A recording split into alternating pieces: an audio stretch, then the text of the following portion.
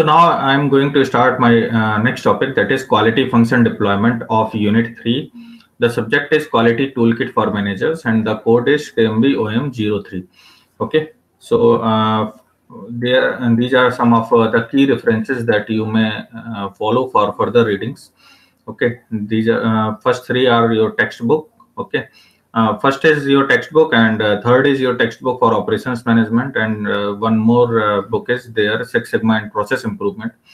Okay, and these are some of the blogs that you may refer, like quality1.com, QFT, and SQ.org. So these are some of the standard blogs that you may follow for further readings. Okay. So now our first topic is what is quality function deployment. Okay, QFD. QFD को house of quality से भी जानते हैं, ठीक है। ऐसा क्यों हम इसको हाउस ऑफ क्वालिटी क्यों बोलते हैं? क्योंकि आप जब इसका स्ट्रक्चर देखेंगे, ठीक है, तो ये एक हाउस की तरह दिखता है, तो इसलिए हम इसको हाउस ऑफ क्वालिटी भी बोलते हैं, ठीक है।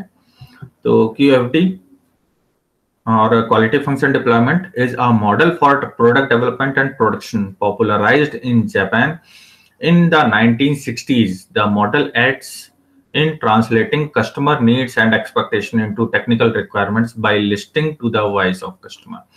ठीक है, तो बेसिकली ये जो मॉडल था ये 1960s में काफी पॉपुलर था जापान में, और अभी भी ये इस्तेमाल होता है। आज के टाइम में भी इसका कह सकते हैं इम्प्लीकेशन या जो इम्प्लीमेंटेशन है वो पॉपुलर है, ठीक है, लेकिन ये थोड़ा सा कॉम्प्लेक्स है इस्तेमाल करने में, लेकिन इसके बावजूद भी लोग इसको इस्तेमाल करते हैं। तो the model aids in translating the customer needs and expectation into technical requirement by listening to the voice of customer. अब voice of customer क्या है बेसिकली? देखिए, क्वालिटी की अगर हम बात करें तो क्वालिटी क्या है? कंज्यूमर्स के जो पैरामीटर हैं, ठीक है, कंज्यूमर्स के परसेप्शन को गवर्न करने वाले जो पैरामीटर हैं, ठीक है, हम उनको मैप करते हैं और उसके बेसिस पर हम अपने क्वालिटी पैरामीटर डिजाइन करते हैं, ठीक है। जैसे मैंने आपको बताया था कि ऑटोमोबाइल में एक टाइम पर जब कह सकते हैं परचेजिंग पावर लोगों की कम थी, ठीक है, तो कार जब हम परचेज करते थे तो टाटा ने जब नैनो लॉन्च की तो किस इंटेंशन के साथ लॉन्च की थी कि एटलीस्ट जो टू व्हीलर सेगमेंट के लोग हैं वो भी कम से कम कार ओन कर सके, ठीक है। तो उस समय जो कार लोन हुआ करता था तो ये 16%, 18%, इवन 20% तक हुआ करता था, ठीक है। तो ये डिपेंड करता है आपकी सिविल के ऊपर, लोन का तो आपको पता है ना, ठीक है। तो बेसिकली जब इतना ज्यादा कह सकते हैं ROI हुआ करता था, ठीक है, तो अब उसमें लोगों को परचेज करने में प्रॉब्लम होती थी, तो लोग कॉस्ट फोकस ज्यादा हुआ करते थे। अब आज के टाइम में अगर हम देखें तो 6% से 10% के बीच में, ठीक है, 6 तो नहीं है, 6 होम लोन है, ठीक है, 7 to 10 के बीच में आपको कार लोन इजिली मिल जाता है, ठीक है। तो इसका क्या मतलब है कि आपकी परचेजिंग पावर को बढ़ा दिया गया। जब परचेजिंग पावर बढ़ जाती है तो उसके बाद आप किस पर फोकस करते हैं? अपने क्वालिटी पैरामीटर पर, कि अब मुझे वो कार या वो ऑटोमोबाइल प्रोडक्ट लेना चाहिए जो कि मेरी कह सकते हैं मैंने जिसके बारे में सोचा था, या जो मेरे कह सकते हैं क्वालिटी परसेप्शन को बेस्ट मैच करेगा, ठीक है। तो अब देखिए, तो अब लोगों का जो प्राइम कंसर्न हो गया है वो क्या हो गया? सेफ्टी, ठीक है। तो कॉस्ट से सीधा सेफ्टी पर स्विच कर गया, फीचर्स पर शिफ्ट कर गया, ठीक है। मॉडल क्लासी या उसका लुक बेहतर होना चाहिए, ठीक है। तो अब आजकल जो कंपनीज हैं वो फेसलिफ्ट मॉडल लॉन्च कर रही हैं, ठीक है।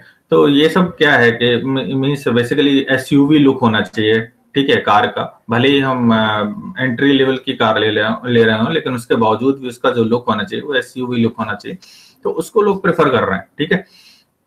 तो अब हम जनरली जब क्वालिटी पैरामीटर डिफाइन करेंगे इन केस ऑफ ऑटोमोबाइल तो हम क्या ध्यान में रखेंगे? वॉइस ऑफ कस्टमर, की customer what are the parameters that customer is looking for, ठीक है। तो we would work for this voice of customer part, okay. तो वॉइस ऑफ कस्टमर को सबसे पहले हम कंसीडर करेंगे, उसके बाद जो कस्टमर नीड और एक्सपेक्टेशन है उसको हम ट्रांसलेट करेंगे इनटू टेक्निकल रिक्वायरमेंट, ठीक है, कि कस्टमर की जो पैरामीटर्स हैं वो ये हैं और हम कौन कौन से स्किल सेट या हम कौन कौन से टेक्निकल स्किल्स उसमें ऐड कर सकते हैं, कौन कौन से फीचर्स हैं जो कि हम कंसीडर कर सकते हैं, ठीक है। तो उनके बीच में हम जो मैपिंग करते हैं that is known as the quality function deployment, okay. तो developed in 1960s Japan, QFD was imported to United States in the early 1980s and caught on thanks to its popularity and success track record in the automotive industry. ठीक है, तो अब देखिए सबसे पहले इसका जो इस्तेमाल किया गया वो ऑटोमोटिव इंडस्ट्री में किया गया 1980s में। ठीक है, तो जनरल मोटर यूएस की कंपनी है और टोयोटा आप देखिए तो ये आपकी जापानीज कंपनी है। तो जनरली जो ऑपरेशंस के कॉन्सेप्ट हैं टोयोटा के साथ काफी ज्यादा एसोसिएटेड है। ठीक है, तो developed in 1960s in Japan. तो ये क्यूएफडी का जो कह सकते हैं कॉन्सेप्ट 1960s में जापान में इमर्ज हुआ और उसके बाद ये यूनाइटेड स्टेट में चला गया अर्ली 1980s में, और वहां पर ये काफी ज्यादा पॉपुलर और सक्सेसफुल हो गया इन automobile industry. Okay, so copying the model from manufacturers such as the Toyota and Mitsubishi, the big three American car makers used QFD to bring customer centricity to their industry। ठीक है, तो ये Toyota और Mitsubishi से move करता हुआ ultimately जो American companies हैं कार कंपनीज उनके द्वारा अडॉप्ट किया जाने लगा। ठीक है, तो car makers used QFD to bring customer centricity to their industry. Once adopted, QFD shortened design cycle significantly and reduced the total number of employees required in design process, and shifting the focus from bottom line cost analysis to the customer satisfaction brought innovation and increased sales of domestic vehicles after the surge in popularity of Japanese imports in 1970s। ठीक है, तो जब QFD को कह सकते हैं apply किया जाने लगा, ठीक है, तो इसने क्या किया जो डिजाइन साइकिल था है ना उसको शॉर्टन कर दिया। ठीक है, तो इससे क्या हुआ कि जो डिजाइनिंग प्रोसेस में हम नंबर ऑफ एम्प्लॉयज रखते थे उनको हमने क्या किया कट डाउन कर दिया। ठीक है, कंपनीज उनको कट डाउन कर पाए just deploying this quality function deployment.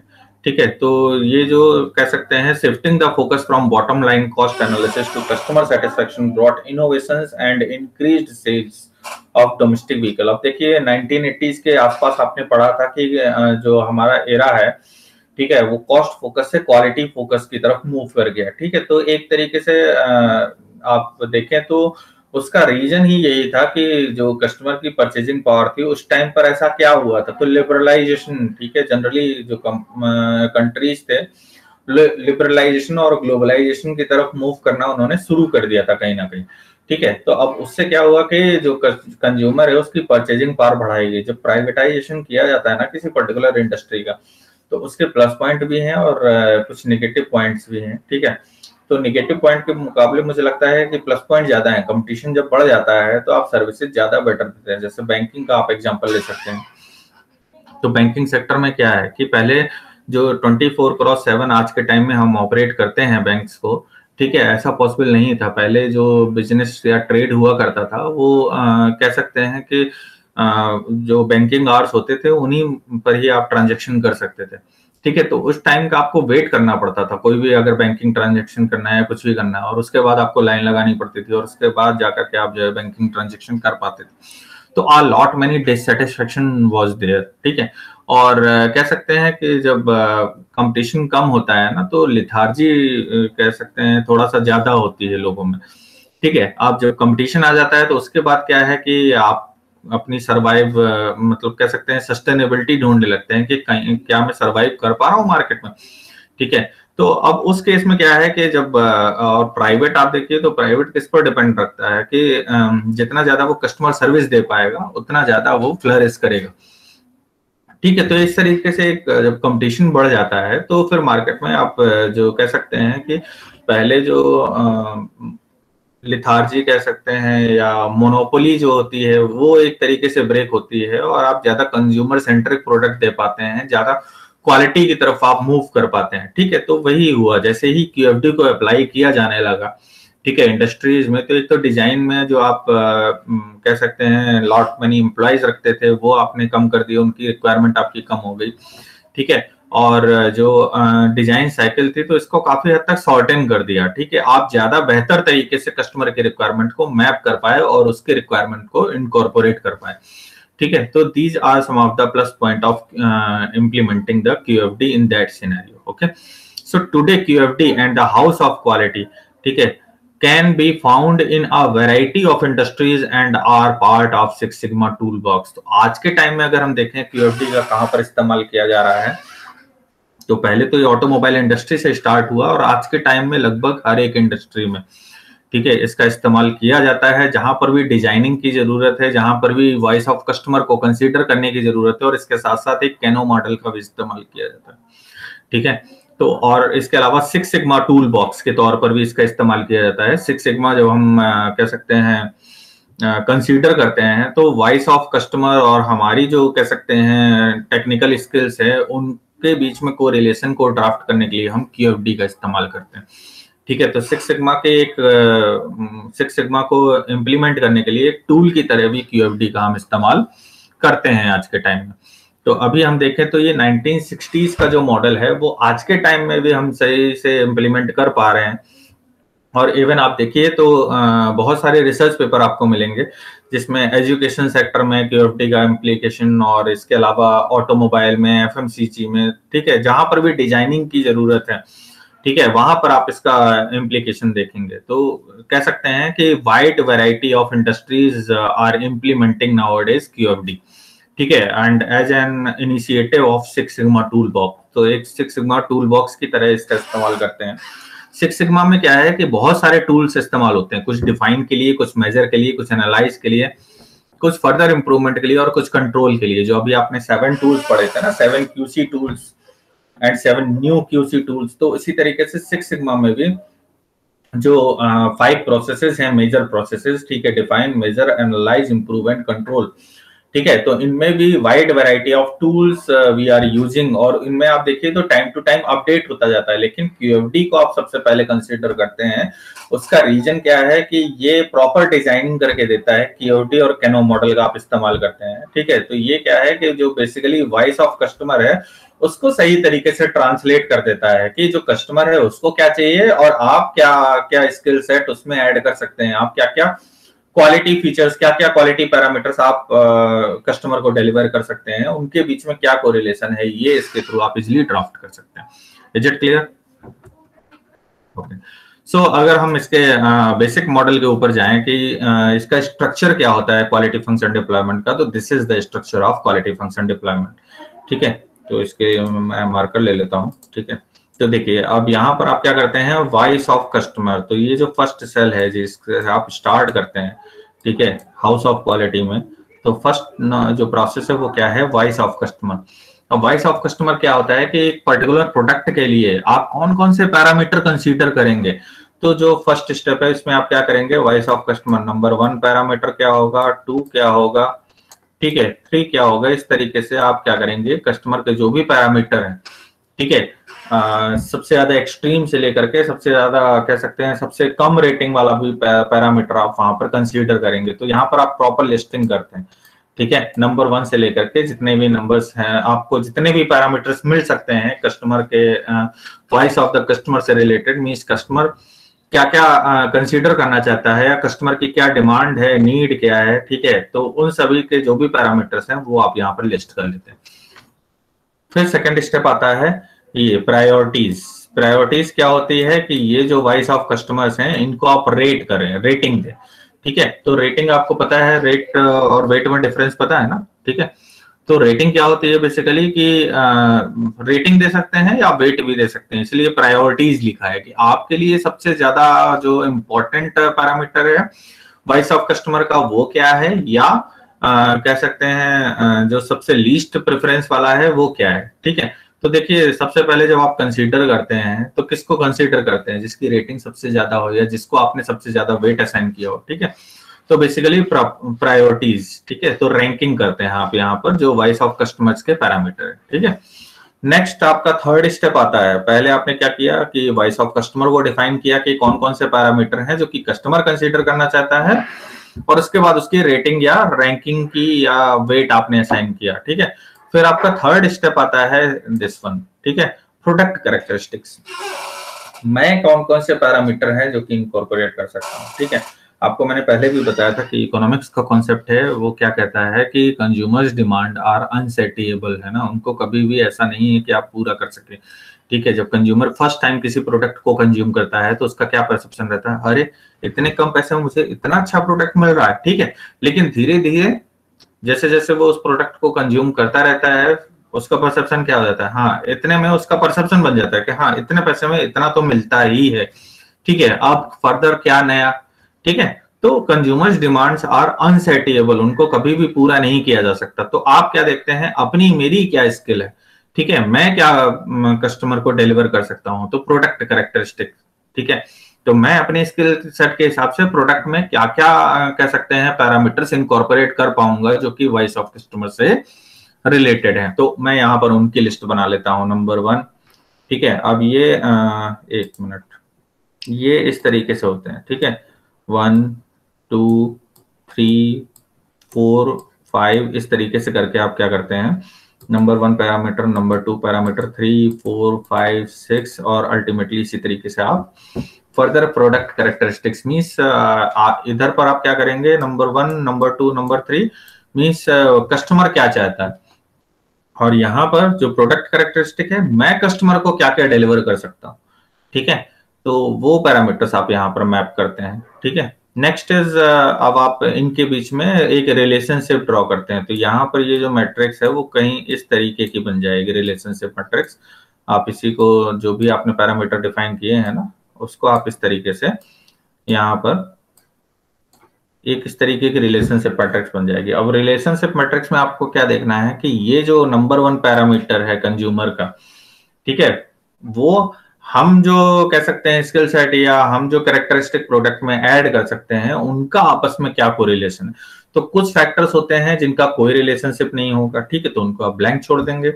जिसका स्ट्रॉन्ग रिलेशनशिप होगा तो आप यहाँ पर सिंबल डिफाइन करेंगे। फॉर एग्जाम्पल ये आपने किया कि हाँ हायर रिलेशनशिप है, माइनस किया मतलब कि एडवर्स कह सकते हैं, निगेटिवली एक दूसरे से इंपैक्ट करते हैं, ठीक है। तो यहाँ पर आप प्रॉपर कोरिलेशन के जो पैरामीटर्स हैं, या आप सिंपली 1 2 3 4 5 है ना, जैसे रेटिंग करते हैं वैसे भी आप यहाँ पर लिख सकते हैं, ठीक है। कि 1 मीन्स जो रिलेशनशिप है वो पुअर रिलेशनशिप है, 2 मीन्स मॉडरेट है, 3 मीन्स एवरेज है, 4 मीन्स गुड है, और 5 मीन्स एक्सीलेंट रिलेशनशिप है, ठीक है। तो यहाँ पर रेटिंग भी कर सकते हैं या कुछ पर्टिकुलर सिंबल डिफाइन कर सकते हैं, तो that is up to you, ठीक है। तो अब इसमें क्या है कि जो कस्टमर का नंबर 1 पैरामीटर है उसका आपके नंबर 1 पैरामीटर के साथ क्या कोरिलेशन है। अगर है तो ठीक है, जो भी है वो आप मैप कर देंगे, नहीं है तो भी आप मैप कर देंगे, ठीक है। जैसा जो भी आपने सिंबल या जो भी साइन या जो भी रेटिंग का आपने पैरामीटर बनाए होंगे उनके बेसिस पे, ठीक है। इसी तरह से 1 का 2 के साथ क्या है, 1 का 3 के साथ, 1 का 4 के साथ, 1 का 5 के साथ, 1 का 6 के साथ। इसी तरह से सेकंड नंबर ऑफ जो वॉइस ऑफ कस्टमर का पैरामीटर है उसका हमारे प्रोडक्ट कैरेक्टरिस्टिक के 1 के साथ क्या कोरिलेशन है, 2 के साथ, 3 के साथ, इस तरीके से आप यहाँ पर प्रॉपर मैप कर देते हैं। तो this is basically what relationship matrix की जो वॉइस ऑफ कस्टमर है, क्वालिटी पैरामीटर्स जो कस्टमर कंसीडर करता है और जो मैं डिलीवर कर सकता हूं, उनके बीच में आपस में क्या कोरिलेशन है वो आप यहाँ पर मैप कर सकते हैं रिलेशनशिप मैट्रिक्स में। तो this is the step number 4। अच्छा, इसके साथ साथ अब स्टेप नंबर 5 क्या होगा, ये आपका इंटरेक्शन मैट्रिक्स, या आप इसको 4 भी कर सकते हैं, इसको 5 भी कर सकते हैं, दैट डिपेंड्स, ठीक है। अब इसमें क्या होता है कि हमारे जो खुद के प्रोडक्ट हैं, ठीक है, उनका आपस में क्या कोरिलेशन है, ठीक है। तो अब उनका किस तरीके से कोरिलेशन हो सकता है कि मान लीजिए कोई मेरा ऐसा प्रोडक्ट कैरेक्टरिस्टिक है जो दूसरे पर डिपेंड करता हो, ठीक है। होता है ना कि डिपेंडेंसी किस लेवल की, 2 तरीके के पैरामीटर्स होते हैं, इंडिपेंडेंट वेरिएबल और डिपेंडेंट वेरिएबल, ठीक है। तो जो मेरे डिपेंडेंट वेरिएबल है उनका आपस में क्या कोरिलेशन, ठीक है, या ये जो 2 पैरामीटर है ये टोटली इंडिपेंडेंट है, इनका आपस में कोई कोरिलेशन नहीं। फॉर एग्जांपल मुझे कैमरा डिसाइड करना है, ठीक है, तो कैमरा डिजाइन करना है, तो कैमरा डिजाइन करने जा रहा हूं मैं, ठीक है। तो उसमें वो कैमरा लाइट वेट होना चाहिए और उसका कह सकते हैं मेगापिक्सल बेहतरीन होना चाहिए, ठीक है। तो लाइट वेट का जो मेगापिक्सल है उससे क्या कोरिलेशन है, कोई कोरिलेशन नहीं है, ठीक है। लाइट वेट अलग है तो उसके लिए आप जो कैमरे में कह सकते हैं जो मटेरियल यूज करेंगे वो लाइट वेट होगा, ठीक है। और दूसरा आप कह सकते हैं कि जो कैमरे का मेगापिक्सल या कह सकते हैं कि जो रिजोल्यूशन है वो कितना बेहतर होगा, तो उसका लाइट वेट से कोई कोरिलेशन नहीं है, ठीक है। इसी तरीके से अगर ऑटोमोबाइल में जाएं, ऑटोमोबाइल में देखें कि माइलेज और कार के वेट का क्या इम्पैक्ट है, तो वो एक दूसरे पर डिपेंडेंट पैरामीटर हैं, ठीक है। कि माइलेज आप देखिए जितनी हल्की कार होगी उतना उसका माइलेज ज्यादा बेटर होगा, ठीक है, आप देखिए जो सीएनजी पे आजकल ऑल्टो का है तो वो 32-33 तक है ना। वैगन आर का है वो भी 32-33 तक है।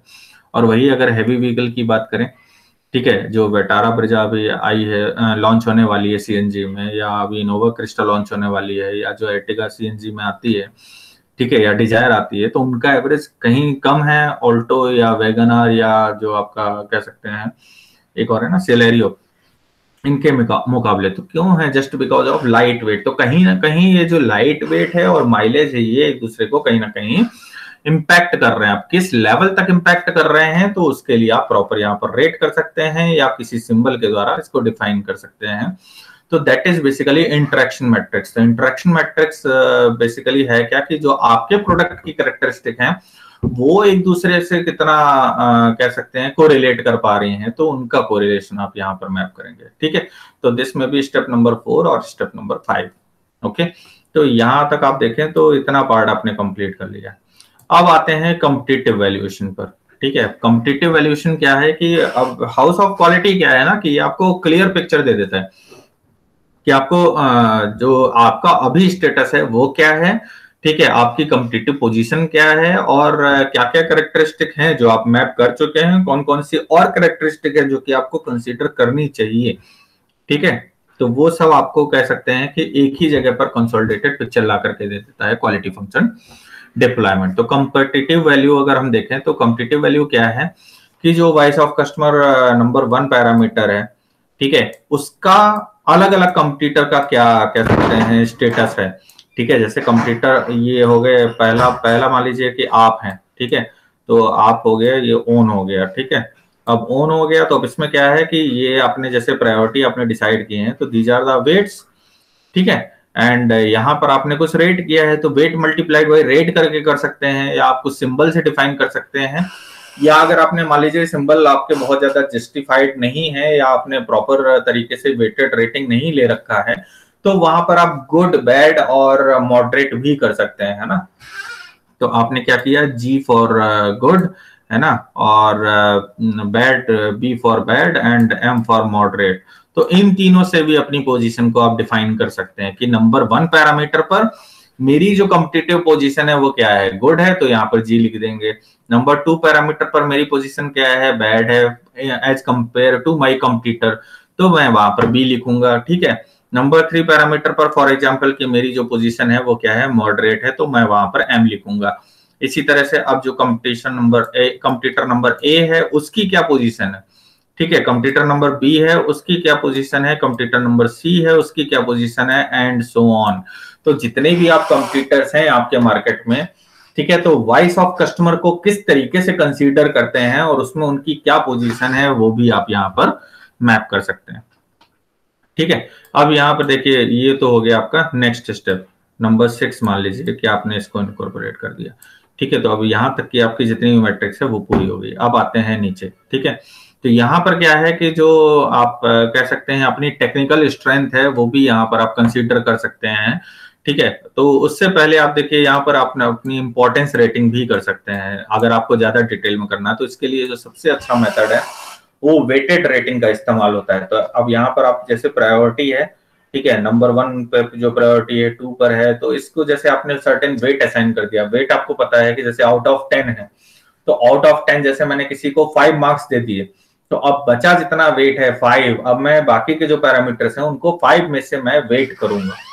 ठीक है, तो weighted rating means weight multiplied by rate करके आप इसको लिख सकते हैं, या सर्टेन मैकेनिज्म जैसा मैंने बताया ना कि आपको लगता है कि आपने सब्जेक्टिव इवैल्यूएशन किया है तो आप G for good and B for bad and M for moderate लेकर के यहाँ पर इंपॉर्टेंस रेटिंग कर सकते हैं। तो इससे आपको ये पता चलेगा कि आप किस लेवल तक अपने वॉइस ऑफ कस्टमर को, जो कस्टमर कंसीडर करना चाहता है और जो आपकी स्किल है, उनके बीच में आपस में क्या कोरिलेशन है, नंबर 1 पैरामीटर को लेकर के, नंबर 2 पैरामीटर को लेकर के, 3 को लेकर के, 4 को लेकर के एंड सो ऑन। तो जितने भी पैरामीटर आपने कंसीडर किए। ठीक है, नेक्स्ट इज अब टेक्निकल डिफिकल्टी। टेक्निकल डिफिकल्टी क्या होती है, अब जैसे मैंने बताया कि लाइट वेट है ना, तो लाइट वेट जितना ज्यादा हो, जैसे ऑटोमोबाइल के लिए लाइट वेट है तो लाइट वेट का माइलेज पर इंपैक्ट पड़ रहा है, तो लाइट वेट कितना रखना चाहिए, है ना, क्या डिफिकल्टी है। अभी कार का अभी वेट देखें तो वो कितना है, जैसे पहले के टाइम में आप देखिए, ठीक है। और अभी भी जिस कार पर हम सेफ्टी सिक्योरिटी ज्यादा कंसीडर करते हैं उनमें क्या है कि हम जो मेटल का ज्यादा इस्तेमाल करते हैं, ठीक है। और जहां पर हमें माइलेज ज्यादा चाहिए होता है वहां पर हम एल्यूमिनियम और प्लास्टिक का ज्यादा इस्तेमाल करते हैं आज के टाइम में कार में, ठीक है। तो अब कह सकते हैं टेक्निकल डिफिकल्टी, तो कितना वेट है और वेट का कितना इम्पैक्ट पड़ रहा है माइलेज पर, हम किस लेवल तक उसको वेट को कम करें कि माइलेज और ज्यादा बढ़ जाए, ठीक है। क्योंकि इंजन की तो एक सर्टेन लिमिट है ना, कितना कैरी कर सकता है, तो इतना वेट कैरी कर सकता है। अगर इतने वेट पर काम करेगा, जैसे अभी आजकल कार कंपनीज पर काम चल रहा है, तो सीएनजी पर अभी मैं सुन रहा हूँ कि 40 मतलब 40s में माइलेज जाने वाला है कार्स का, ठीक है, फ्यूचर में। तो अब आप देख सकते हैं जो ये जो फेसलिफ्ट मॉडल है, तो इसमें क्या है, हार्टेक प्लेटफॉर्म का इस्तेमाल करते हैं, ठीक है। तो जो बेंडिंग वाली प्रॉपर्टी है तो वो नहीं होगी। पहले क्या होता था ना, जैसे टक्कर होती थी, क्रैश होता था, तो क्रैश के बाद क्या होता था, कार जो होती थी वो क्रश हो जाया करती थी, ठीक है। तो अब वो जो हार्टेक प्लेटफॉर्म है तो वो काफी ज्यादा कह सकते हैं स्ट्रेंथ देता है कार्स को। तो बेस को आपने क्या किया, स्ट्रेंथन किया, और उसके ऊपर कह सकते हैं जो स्ट्रक्चर है, जैसा अभी आजकल बिल्डिंग्स में भी क्या होता है, बिल्डिंग्स में देखिए तो पिलर्स पर बनी होती, ठीक है। पहले पिलर को स्ट्रेंथ देते हैं और पिलर के ऊपर आप देखिए तो बाकी सब क्या है, कॉस्मेटिक्स है, ठीक है। तो इसी तरीके से जो कार है, तो कार में भी अब आप देखिए तो उसी तरीके का मॉड्यूलर स्ट्रक्चर हो रहा है कि आप जो बेस है उसकी मजबूती का ध्यान रखेंगे, बाकी ऊपर क्या है वो सारा कॉस्मेटिक्स है, ठीक है। तो जो देख रहे हैं आप फेसलिफ्ट मॉडल, इसमें क्या है, प्लास्टिक का ज्यादा इस्तेमाल किया जाने लगा, तो टोटल वेट जो कार का है वो कम होता चला जा रहा है, ठीक है। तो अब उससे क्या है कि माइलेज का कितना इम्पैक्ट पड़ेगा, कितना जो इंजन है वो बियर कर सकता है। तो जितना कम वेट होगा उतना ज्यादा एफिशिएंटली बियर करेगा और उतना ज्यादा कह सकते हैं माइलेज निकाल करके देगा। तो what is the technical difficulty, है ना। तो जनरली क्या क्या ऐसी टेक्निकल डिफिकल्टी है जो कि आप फेस कर रहे हैं कंज्यूमर के पैरामीटर को कंसीडर करने में, ठीक है। तो वो आप टेक्निकल डिफिकल्टी यहाँ पर इस स्टेप में डिफाइन करेंगे, ठीक है। तो अब ये जैसे आपने डिफाइन कर दिया, उसके बाद ये नंबर 1 से रिलेटेड जो भी टेक्निकल डिफिकल्टी है, ये जो नंबर 1 पैरामीटर है ना आपका प्रोडक्ट कैरेक्टरिस्टिक का, इससे रिलेटेड आप क्या डिफिकल्टी फेस करते हैं वो ये आप यहाँ पर लिखेंगे। नंबर 2 पैरामीटर से रिलेटेड क्या टेक्निकल डिफिकल्टी है जो आप फेस करते हैं वो लिखेंगे। 3 से रिलेटेड, 4 से रिलेटेड, 5 से रिलेटेड, 6 से रिलेटेड, और भी जितने भी पैरामीटर हैं तो सबसे रिलेटेड आप जो भी कह सकते हैं टेक्निकल डिफिकल्टी आप फेस करते हैं, या जो टेक्निकल पैरामीटर्स हैं, ये डिफिकल्टी ना होकर के आप यहाँ पैरामीटर भी लिख सकते हैं, ठीक है। तो जो भी टेक्निकल पैरामीटर्स हैं वो आप यहाँ पर कंसीडर कर सकते हैं, ठीक है। अब यहाँ पर है टेक्निकल कॉम्पिटिटिव बेंचमार्क। अब आपके लिए क्या बेंचमार्क है, ठीक है। बेंचमार्क क्या है कि अभी कार का वेट कितना है, अब मुझे इसको किस लेवल पर ले जाना है, ठीक है, या फर्दर हमें और क्या मॉडिफिकेशन करने हैं, तो वो सब आप यहाँ पर मेंशन करेंगे। तो नंबर 1 में आपका क्या बेंचमार्क है, नंबर 2 पर आपका क्या बेंचमार्क है, नंबर 3 पर क्या बेंचमार्क है, 4 पर क्या बेंचमार्क है, 5 पर क्या बेंचमार्क है, और इस तरीके से आप क्या करेंगे, जो भी आपके प्रोडक्ट कैरेक्टरिस्टिक है ना उससे रिलेटेड जो भी आपके बेंचमार्क हैं वो आप यहाँ पर मैप करेंगे, ठीक है। और फिर टारगेट वैल्यू या रिक्वायरमेंट या आपकी क्या कॉम्पिटिटिव पोजीशन है, ठीक है, वो भी आप यहाँ पर मैप कर सकते हैं। अगर आप कॉम्पिटिटिव पोजीशन मैप करना चाहें तो आपकी क्या स्टेटस है अभी, है ना। तो जैसे नंबर 1 पैरामीटर है उस पर आपका क्या स्टेटस है, तो यहाँ जी, बी या एम के थ्रू आप लिख सकते हैं, या कुछ वेटेड रेटिंग मेथड आप इस्तेमाल कर रहे हैं वो कर सकते हैं, या कुछ क्वांटिटेटिव मॉडल आप अप्लाई करना चाहते हैं तो वो भी आप कर सकते हैं, ठीक है। नंबर 2 पैरामीटर पर आपकी क्या पोजीशन है, नंबर 3 पैरामीटर पर क्या पोजीशन है, 4 पर, 5 पर, 6 पर, तो वो आप टारगेट वैल्यू यहाँ पर लिख सकते हैं। और इसके साथ साथ आप कंपटीटर की भी एनालिसिस कर सकते हैं कि नंबर जो ए कह सकते हैं ए कंपटीटर है वो नंबर 1 पैरामीटर पर कहां पर है, नंबर 2 पर कहां पर है, 3 पर कहां पर है, 4 पर कहां पर है, 5 पर कहां पर है, इसी तरीके से बी जो कंपटीटर है वो कहां पर है। तो आप देखिए इस तरीके से जो कंप्यूटर एनालिसिस है वो वॉइस ऑफ कस्टमर पर किस लेवल पर लाई कर रहा है वो भी आप यहाँ पर मेंशन कर सकते हैं, और जो प्रोडक्ट कैरेक्टरिस्टिक्स पर कह सकते हैं आपके कंप्यूटर और आप कहाँ लाई कर रहे हैं आप इसको भी मैप कर सकते हैं। तो दोनों ही पैरामीटर को आप कंसीडर करते हुए आप एक कंसोलिडेटेड पिक्चर एक जगह पर आपको मिल जाती है। तो that is known as the house of quality और क्वालिटी फंक्शन डिप्लॉयमेंट, ठीक है। तो अगर हम देखें कि क्वालिटी फंक्शन डिप्लॉयमेंट क्या क्या हमें प्रोवाइड करता है, तो first is a requirements planning capability. ठीक है, कि क्या रिक्वायरमेंट है और हमें उसको किस तरीके से प्लान करना है, ठीक है, हम कितने कैपेबल हैं उस रिक्वायरमेंट को फुलफिल करने पर, ठीक है। और रिक्वायरमेंट किसकी है, बेसिकली कस्टमर से रिक्वायरमेंट, ठीक है। तो रिक्वायरमेंट प्लानिंग कैपेबिलिटी हम इसको जान पाते हैं। दूसरा है a tool for graphic and integrated thinking.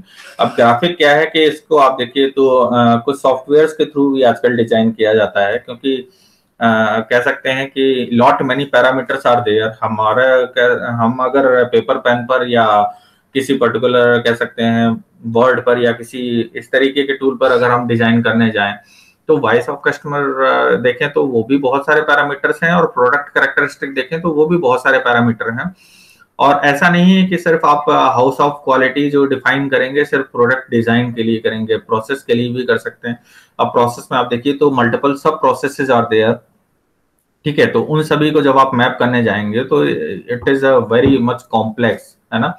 तो tool for graphic and integrated thinking, ठीक है। तो एक टूल है जो कि ग्राफिकल और एक इंटीग्रेटेड थिंकिंग आपको प्रोवाइड करता है, कंसोलिडेट सारे पैरामीटर्स एक जगह आपको कंसोलिडेट करके देता है। A mean to capture and preserve the engineering thought process, ठीक है। तो ये एक कह सकते हैं एक मीन की तरह वर्क करता है, जो एक जगह पर कैप्चर करना, प्रिजर्व करना जो भी थॉट प्रोसेस है ना।